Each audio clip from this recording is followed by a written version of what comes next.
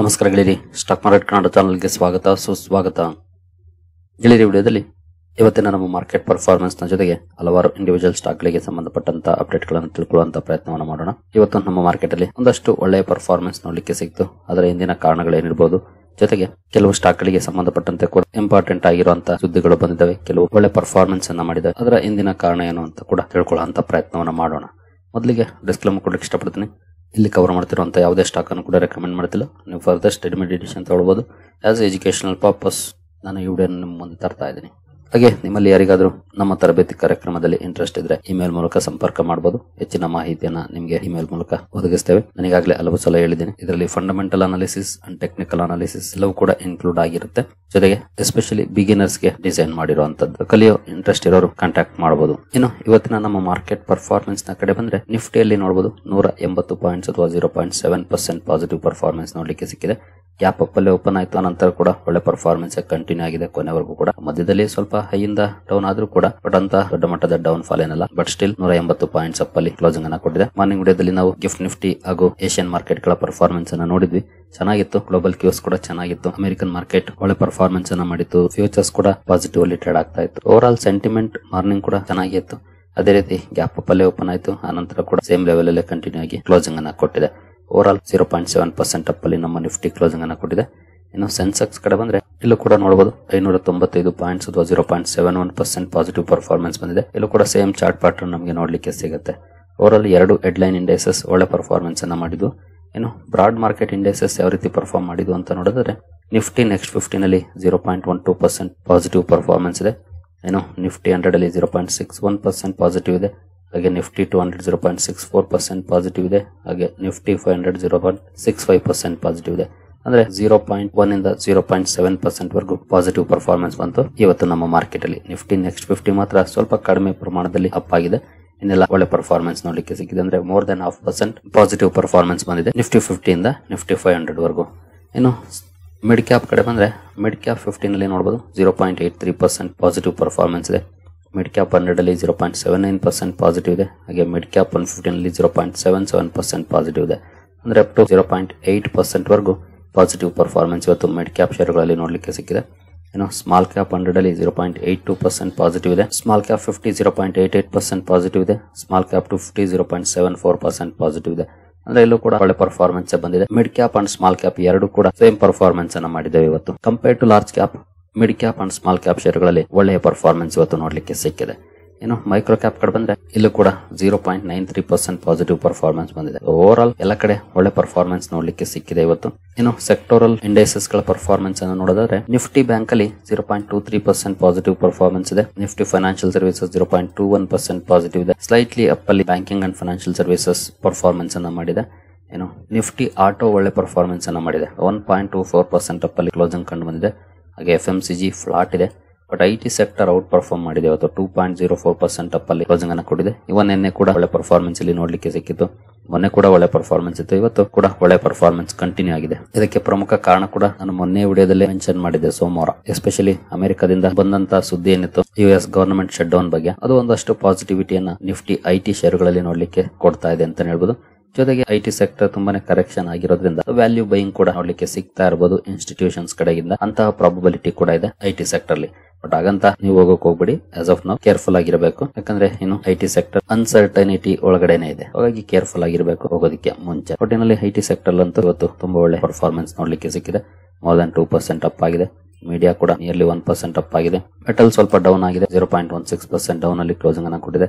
Pharma 1% up ಆಗಿದೆ. PSU bank ಗಳಲ್ಲಿ ಒಳ್ಳೆ ಪರ್ಫಾರ್ಮೆನ್ಸ್ ಇದೆ. 0.62% ಅಪ್ ಆಗಿದೆ. ಪ್ರೈವೇಟ್ ಬ್ಯಾಂಕ್ 0.29% ಅಪ್ ಆಗಿದೆ. ರಿಯಾಲಿಟಿ 0.49% ಡೌನ್ ಇದೆ. ಹೆಲ್ತ್ ಕೇರ್ 0.83% ಅಪ್ ಆಗಿದೆ. ಕನ್ಸ್ಯೂಮರ್ ಡ್ಯೂರಬಲ್ಸ್ 1% ಅಪ್ ಆಗಿದೆ. ಆಯಿಲ್ ಅಂಡ್ ಗ್ಯಾಸ್ 0.81% ಅಪ್ ಆಗಿದೆ.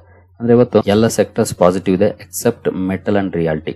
ಈ ಎರಡು ಮಾತ್ರ ಸ್ವಲ್ಪ ನೆಗೆಟಿವ್ ಅಲ್ಲಿ ಪರ್ಫಾರ್ಮೆನ್ಸ್ ಅನ್ನ ಮಾಡಿದ್ದಾರೆ. ಇನ್ನೆಲ್ಲ ಕಡೆ ತುಂಬಾ ಒಳ್ಳೆ ಪರ್ಫಾರ್ಮೆನ್ಸ್ ನೋಡ್ಲಿಕ್ಕೆ ಸಿಕ್ಕಿದೆ. ಅದರಲ್ಲಿ consumer durable, pharma, media, auto 1% ಅಥವಾ ಅಬೌವ್ 1% ಪಾಸಿಟಿವ್ ಅಲ್ಲಿ ಕ್ಲೋಸಿಂಗ್ ಅನ್ನ ಕೊಟ್ಟು, ಐಟಿ ಅಂತೂ ಅಬೌವ್ 2% ಅಪ್ ಅಲ್ಲಿ ಕ್ಲೋಸಿಂಗ್ ಅನ್ನ ಕೊಟ್ಟಿದೆ.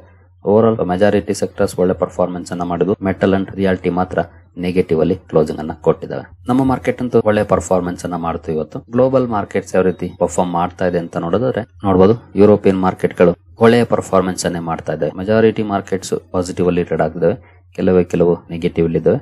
ಬಟ್ ಏಷ್ಯನ್ ಮಾರ್ಕೆಟ್ಸ್ ಅಲ್ಲಿ ಮಿಕ್ಸ್ಡ್ ಇದೆ ಪರ್ಫಾರ್ಮೆನ್ಸ್. ಕೆಲವು ಮಾರ್ಕೆಟ್ಸ್ ಪಾಸಿಟಿವ್ ಇದ್ರೆ, ಕೆಲವು ಮಾರ್ಕೆಟ್ಸ್ ನೆಗೆಟಿವ್ ಅಲ್ಲಿ ಟ್ರೇಡ್ ಆಗ್ತವೆ. ಬಟ್ ಯುರೋಪಿಯನ್ ಮಾರ್ಕೆಟ್ಸ್ ಅಲ್ಲಿ ಒಳ್ಳೆ ಪರ್ಫಾರ್ಮೆನ್ಸ್ ಇವತ್ತು ನೋಡ್ಲಿಕ್ಕೆ ಸಿಗ್ತಾ ಇದೆ. ಅಂದ್ರೆ ಗ್ಲೋಬಲ್ ಮಾರ್ಕೆಟ್ಸ್ ಅಥವಾ ಗ್ಲೋಬಲ್ ಕ್ಯೂಸ್ ಒಂದಷ್ಟು ಪಾಸಿಟಿವಿಟಿಯನ್ನ ತಂದಿದೆ ಅಂತಾನೆ ಹೇಳ್ಬೋದು. ಇನ್ನು ಇದನ್ನ ಹೊರತುಪಡಿಸಿ ಬೇರೆ ಯಾವ್ದಾದ್ರು ಕಾರಣಗಳಿದ್ದಾವ ಅಂತ ನೋಡಿದ್ರೆ ಖಂಡಿತ ಕಾರಣ ಒಂದೇ. ನಿನ್ನೆ ಎಕ್ಸಿಟ್ ಪೋಲ್ ಬಂತು. ಎಕ್ಸಿಟ್ ಪೋಲ್ ಅಲ್ಲಿ NDAಗೆ ಬಹುಮತ ಬರಬಹುದು ಅಂತ ಎಕ್ಸ್ಪೆಕ್ಟೇಷನ್ ಇದೆ. ಅದೊಂದಷ್ಟು ಪಾಸಿಟಿವಿಟಿಯನ್ನ ತಂದಿರಬಹುದು. ಬಟ್ ಬಹುಮತ ಬರದೇ ಇದ್ರೆ ಶುಕ್ರವಾರ ರಿಯಾಕ್ಷನ್ ಬರುತ್ತೆ ಇದಕ್ಕೆ ಅಗೇನೆಸ್ಟ್ ಆಗಿ, ಅದರಲ್ಲಿ ಡೌಟ್ ಇಲ್ಲ. ಯಾಕಂದ್ರೆ ಶುಕ್ರವಾರ ರಿಸಲ್ಟ್ ಇರೋದು. ಬಿಹಾರದ ರಿಸಲ್ಟ್ ಬಹಳ ಇಂಪಾರ್ಟೆಂಟ್ ಆಗುತ್ತೆ. ಯಾಕಂದ್ರೆ ನಿಮ್ಗೆಲ್ರಿಗೂ ಗೊತ್ತಿರೋ ಹಾಗೆ ಸೆಂಟ್ರಲ್ ಅಲ್ಲಿ ಇರೋದು ಕೊಯ್ಲೇಷನ್ ಗವರ್ನಮೆಂಟ್, JDU ಸರ್ಕಾರದ ಜೊತೆಗಿದೆ. ಅದ್ರ ಮೇಲೆ ಏನಾದ್ರೂ ಇಂಪ್ಯಾಕ್ಟ್ ಆಗುತ್ತಾ ಅನ್ನೋದು ಎಲ್ಲರ ಕುತೂಹಲ ಇರುವಂತದ್ದು. ಹಾಗಾಗಿ ಬಹಳ ಕೇರ್ಫುಲ್ ಆಗಿ ವಾಚ್ ಮಾಡಬೇಕಾಗುತ್ತೆ ರಿಸಲ್ಟ್ ಅನ್ನು. ಹಾಗೆ ಇನ್ನು ಕೆಲವು ಅನಲಿಸ್ಟ್ ಗಳ ಪ್ರಕಾರ ಬಹುಶಃ ಫೈಟ್ ಬಹಳ ಕ್ಲೋಸ್ ಇರಬಹುದು ಅಂತ ಹೇಳ್ತಾರೆ ಮಹಾಗಠಬಂಧನ್ ಹಾಗೂ NDA ನಡುವೆ. ಹಾಗಾಗಿ ಕ್ಲೋಸ್ಲಿ ವಾಚ್ ಮಾಡಬೇಕಾಗುತ್ತೆ ಯಾವ ರೀತಿಯ ಔಟ್ಕಮ್ ಬರುತ್ತೆ ರಿಸಲ್ಟ್ಸ್ ಅಂತ. ಇವತ್ತಂತೂ ಒಂದಷ್ಟು ಪಾಸಿಟಿವಿಟಿಯನ್ನ ಒತ್ತು ತಂದಿರೋದೆ ಎಲೆಕ್ಷನ್ ಗೆ ಸಂಬಂಧಪಟ್ಟಂತ ಸುದ್ದಿಗಳು ಅಂತಾನೆ ಹೇಳ್ಬೋದು. ನಾನೀಗಾಗಲೇ ನಿನ್ನೆ ವಿಡಿಯೋದಲ್ಲಿ ಇದ್ರ ಬಗ್ಗೆ ಸ್ವಲ್ಪ ಡೀಟೇಲ್ ಆಗಿ ಎಕ್ಸ್ಪ್ಲೈನ್ ಮಾಡಿದೀನಿ, ಯಾಕೆ ಇದೆಲ್ಲ ಇಂಪಾರ್ಟೆಂಟ್ ಆಗುತ್ತೆ ಅಂತ. ಇನ್ ಕೇಸ್ ಆ ವಿಡಿಯೋ ನೋಡಿಲ್ಲ ಅಂತಂದ್ರೆ ಒಂದ್ಸಲ ನೋಡಿ ಗೊತ್ತಾಗುತ್ತೆ ಅದರ ಬಗ್ಗೆ. ಅದನ್ನ ಹೊರತುಪಡಿಸಿದ್ರೆ IT ಸೆಕ್ಟರ್ ಅಲ್ಲಿ ಒಳ್ಳೆ ಬೈಯಿಂಗ್ ಕಂಡು ಬಂತು. ಅದಕ್ಕೆ ಕಾರಣ US ಶಟ್ ಡೌನ್ ಕೊನೆಯಾಗುತ್ತೆ ಅನ್ನೋ ಸುದ್ದಿ. ಈ ಎಲ್ಲ ಕಾರಣಗಳು ಒಂದಷ್ಟು ಪಾಸಿಟಿವಿಟಿಯನ್ನ ತಂದಿದೆ ಅಂತ ಹೇಳ್ಬೋದು. ಎಸ್ಪೆಷಲಿ ಮೇಜರ್ ಕಾಂಟ್ರಿಬ್ಯೂಷನ್ ಅಂದ್ರೆ IT ಸೆಕ್ಟರ್ ಹಾಗೂ ರಿಸಲ್ಟ್ ಎಸ್ಟಿಮೇಷನ್ಸ್, ಇವುಗಳು ಅಥವಾ ಈ ಎರಡು ಮೇಜರ್ ಆಗಿ ಕಾಂಟ್ರಿಬ್ಯೂಷನ್ ಅನ್ನ ಮಾಡಿದೆ ಇವತ್ತಿನ ನಮ್ಮ ಮಾರ್ಕೆಟ್ಗೆ. ಇನ್ನು ಬೇರೆ ಸುದ್ದಿಗಳ ಕಡೆ ನಾವು ಬರೋದಾದ್ರೆ Tata Motors commercial vehicle shares listing ಇತ್ತು ಇವತ್ತು. ತುಂಬಾ ಚೆನ್ನಾಗಿ ಲಿಸ್ಟಿಂಗ್ ಲಾಭ ಸಿಕ್ಕಿದೆ ಅಂತ ಹೇಳ್ಬೋದು. ನೋಡಬಹುದು 28% premium Tata Motors commercial vehicle share list ಆಗಿದೆ.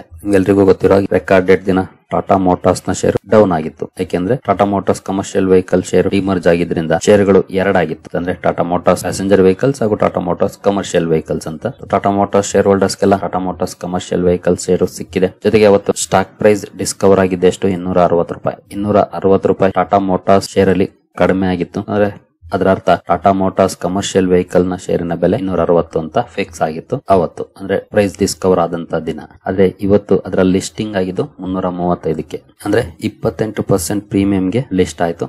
ತುಂಬಾ ಒಳ್ಳೆ ಲಾಭವನ್ನ ಟಾಟಾ ಮೋಟಾರ್ಸ್ ಕಮರ್ಷಿಯಲ್ ವೆಹಿಕಲ್ಸ್ ಕೊಟ್ಟಿದೆ ಇವತ್ತು ಅಂತ ಹೇಳ್ಬೋದು. ಈ ಮೂಲಕ ಏನೋ ಅವತ್ತು ತುಂಬಾ ಜನ ಪ್ರೈಸ್ ಅಡ್ಜಸ್ಟ್ ಆದಂತ ಸಂದರ್ಭದಲ್ಲಿ ಡಿಸಪಾಯಿಂಟ್ ಆಗಿದ್ರು. ಇವತ್ತು ಖುಷಿ ಪಟ್ಟಿರ್ತೀರಾ, ಯಾಕಂದ್ರೆ ಒಳ್ಳೆ ಲಾಭವನ್ನ ಕಮರ್ಷಿಯಲ್ ವೆಹಿಕಲ್ ಶೇರ್ಸ್ ಕೊಟ್ಟಿದೆ ಅಂತ. ಇನ್ನು ಇದ್ರ ಬಗ್ಗೆ ಹಲವು ಅನಲಿಸ್ಟ್ ಗಳು ಅಥವಾ ಬ್ರೋಕರೇಜಸ್ ಪಾಸಿಟಿವ್ ಆಗಿದ್ದಾರೆ ಕಮರ್ಷಿಯಲ್ ವೆಹಿಕಲ್ ಬಗ್ಗೆ. ಜೊತೆಗೆ ಇಲ್ಲಿ ಇನ್ನೂ ಒಂದು ಇಂಪಾರ್ಟೆಂಟ್ ಪಾಯಿಂಟ್ ಏನಂತಂದ್ರೆ, ಕಂಪನಿ ಈ ಹಿಂದೆ ಒಂದು ಅಕ್ವಿಸಿಷನ್ ಮಾಡುವಂತ ನಿರ್ಧಾರವನ್ನು ತಗೊಂಡಿತ್ತು. ಇಟಲಿಯ ಒಂದು ಕಂಪನಿಯಲ್ಲಿ ಇವೇಕೋ ಕಂಪನಿಯನ್ನ ಅಕ್ವೈರ್ ಮಾಡುವಂತ ಸುದ್ದಿಗಳು ಬಂದಿತ್ತು. ಇನ್ ಕೇಸ್ ಆ ಅಕ್ವಿಸಿಷನ್ ಆದ್ರೆ ಖಂಡಿತ ಇದು ಗೇಮ್ ಚೇಂಜರ್ ಆಗಬಹುದು ಕಂಪನಿಗೆ ಅಂತ ಹೇಳ್ತಿದ್ದಾರೆ. ತುಂಬಾ ದಿನದಿಂದ ಡ್ಯೂ ಇದೆ, ಅದು ಕಂಪ್ಲೀಟ್ ಆಗ್ತಿಲ್ಲ. ಬಟ್ ಅದೇನಾದ್ರೂ ಪ್ರಾಪರ್ ವೇ ನಲ್ಲಿ ಕಂಪ್ಲೀಟ್ ಆದ್ರೆ ಖಂಡಿತ ಅದು ಟಾಟಾ ಮೋಟಾರ್ಸ್ ಕಮರ್ಷಿಯಲ್ ವೆಹಿಕಲ್ ಗೆ ಗೇಮ್ ಚೇಂಜರ್ ಅಂತ ಹೇಳಲಾಗ್ತಿದೆ. ಹಾಗಾಗಿ Tata Motors commercial vehicle share ನಿಮ್ಮ ಹತ್ರ ಇದ್ರೆ ನೀವು ಇವೇಕೋ ಅಕ್ವಿಸಿಷನ್ ಏನಾಯ್ತು ಅನ್ನೋದನ್ನ ವಾಚ್ ಮಾಡಬೇಕಾಗುತ್ತೆ ಮುಂದಿನ ದಿನಗಳಲ್ಲಿ. ಇನ್ನು ನೆಕ್ಸ್ಟ್ ಸುದ್ದಿ ಕಡೆ ಬರೋದಾದ್ರೆ, ಗ್ರೋ IPO ಇವತ್ತು ಲಿಸ್ಟ್ ಆಯ್ತು. ಒಳ್ಳೆ ಲಿಸ್ಟಿಂಗ್ ಏನನ್ನ ಕೊಡ್ತು. 14% ಪ್ರೀಮಿಯಂ ಗೆ ಕಂಪನಿಯ ಸ್ಟಾಕ್ ಪ್ರೈಸ್ ಲಿಸ್ಟ್ ಆಯ್ತು. ಆನಂತರ ಒಳ್ಳೆ ಪರ್ಫಾರ್ಮೆನ್ಸ್ ನೋಡ್ಲಿಕ್ಕೆ ಸಿಕ್ತು. ಅಂದ್ರೆ ಆನಂತರ ಕೂಡ ಬೈಯಿಂಗ್ ಇಂಟ್ರೆಸ್ಟ್ ನೋಡ್ಲಿಕ್ಕೆ ಸಿಕ್ಕಿದೆ ಸ್ಟಾಕ್ ಅಲ್ಲಿ. ಹಾಗಾಗಿ ಒಂದಷ್ಟು ಒಳ್ಳೆಯ ಪರ್ಫಾರ್ಮೆನ್ಸ್ ಇವತ್ತು ನೋಡ್ಲಿಕ್ಕೆ ಸಿಕ್ಕಿದೆ. ಓವರ್ ಆಲ್ ಗ್ರೋ ಡಿಸಪಾಯಿಂಟ್ ಮಾಡಿಲ್ಲ, ಒಳ್ಳೆಯ ಲಾಭವನ್ನೇ ಕೊಟ್ಟಿದೆ. ಇನ್ನು ಟಾಟಾ ಪವರ್ ಬಗ್ಗೆ ನಾವು ನಿನ್ನೆ ಸುದ್ದಿಯನ್ನ ನೋಡಿದ್ವಿ. ಮಾರ್ನಿಂಗ್ ವಿಡಿಯೋದಲ್ಲೂ ಕೂಡ ಒಂದು ಸುದ್ದಿಯನ್ನ ಕವರ್ ಮಾಡಿದ್ದೆ. ಕಂಪನಿ ರಿಸಲ್ಟ್ ಅನೌನ್ಸ್ ಮಾಡಿತ್ತು. ರಿಸಲ್ಟ್ ಏನಂತ ಅಟ್ರಾಕ್ಟಿವ್ ಆಗಿ ಇರಲಿಲ್ಲ. ಹಾಗಾಗಿ ಯಾವ ರೀತಿ ರಿಯಾಕ್ಷನ್ ಬರುತ್ತೆ ಅಂತ ಕುತೂಹಲ ಇತ್ತು. ಸ್ವಲ್ಪ ಡೌನ್ ಇದೆ, ಅಂದ್ರೆ ನಿಯರ್ಲಿ 2% ಡೌನ್ ಅಲ್ಲಿ ಸ್ಟಾಕ್ ಇವತ್ತು ಕ್ಲೋಸಿಂಗ್ ಅನ್ನ ಕೊಟ್ಟಿದೆ. ಇನ್ನು ಭಾರತ್ ಫೋರ್ಜ್ ಕಂಪನಿಗೆ 250 ಕೋಟಿ ಆರ್ಡರ್ ಸಿಕ್ಕಿರೋ ಬಗ್ಗೆ ಅಪ್ಡೇಟ್ ಅನ್ನ ನೋಡಿದ್ವಿ. ಆ ಕಾರಣದಿಂದ ಫೋಕಸ್ ಅಲ್ಲಿತ್ತು. ಬಟ್ ಇಲ್ಲೂ ಕೂಡ ಏನು ಪಾಸಿಟಿವ್ ರಿಯಾಕ್ಷನ್ ಬರಲಿಲ್ಲ. ನಿಯರ್ಲಿ 1% ಡೌನ್ ಅಲ್ಲಿ ಸ್ಟಾಕ್ ಕ್ಲೋಸಿಂಗ್ ಅನ್ನ ಕೊಟ್ಟಿದೆ. ಇನ್ನು BSC ಲಿಮಿಟೆಡ್ ಶೇರ್ ಇವತ್ತು ಫೋಕಸ್ ಅಲ್ಲಿತ್ತು. ತುಂಬಾ ಒಳ್ಳೆ ಪರ್ಫಾರ್ಮೆನ್ಸ್ ನೋಡ್ಲಿಕ್ಕೆ ನೋಡಬಹುದು. BSC stock jumps over 5%. Especially ನಿನ್ನೆ ಕಂಪನಿ ರಿಸಲ್ಟ್ ಅನ್ನು ಅನೌನ್ಸ್ ಮಾಡಿತ್ತು. ಮಾರ್ನಿಂಗ್ ವಿಡಿಯೋದಲ್ಲೂ ಕೂಡ ರಿಸಲ್ಟ್ ಅನ್ನ ಕವರ್ ಮಾಡಿದೆ. ರಿಸಲ್ಟ್ ಚೆನ್ನಾಗಿತ್ತು, ಒಳ್ಳೆ ರಿಯಾಕ್ಷನ್ ಕೂಡ ಬಂದಿದೆ ರಿಸಲ್ಟ್ ಗೆ. ಮಾರ್ಕೆಟ್ ಅಪ್ರಿಶಿಯೇಟ್ ಮಾಡಿದೆ ರಿಸಲ್ಟ್ ಗೆ.